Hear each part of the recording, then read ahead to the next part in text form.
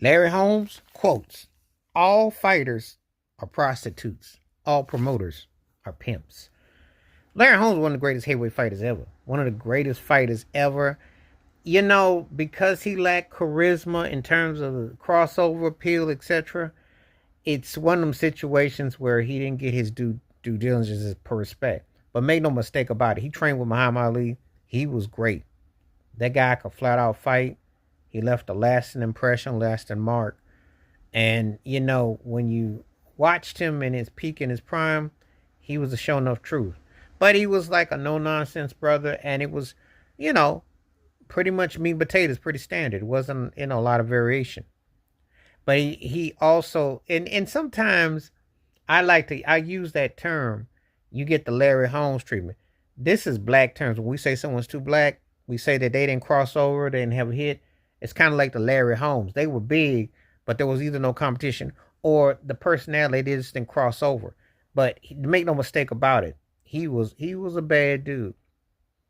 What did he mean, and do I agree? Yes, I agree with what he says. That applies to all workforces.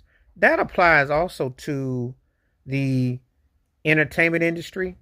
You know, when we talk about singers and we talk about artists always talking about that they get pimped and they get hustled. That's one of the things that they talk about.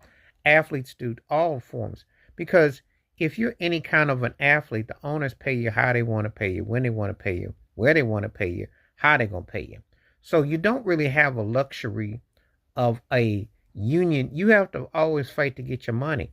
Hear this all the time in the music industry about people talking about they got pimped, they got hustled because they couldn't negotiate because the middle person was running game on them.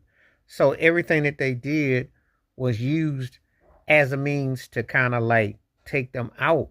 So you couldn't get the best possible deal. So, pardon me, when he talked about as a fighter, he was talking about that they had to sign. Sometimes you had bad deals. You had deals where you weren't going to gather up what you're supposed to. So what are you going to do with that? How's it going to come out in totality? So the reality of it is that it was not going to be fair for you. And the promoters was going to sponsor it, get the cut of it, get the lion's share of it, and they were going to put it in the way they were going to do. So you didn't have a chance to get a better option of, you know, getting your money. Took time. That's why you see a lot of times these guys end up broke because somebody gives them a certain amount of money.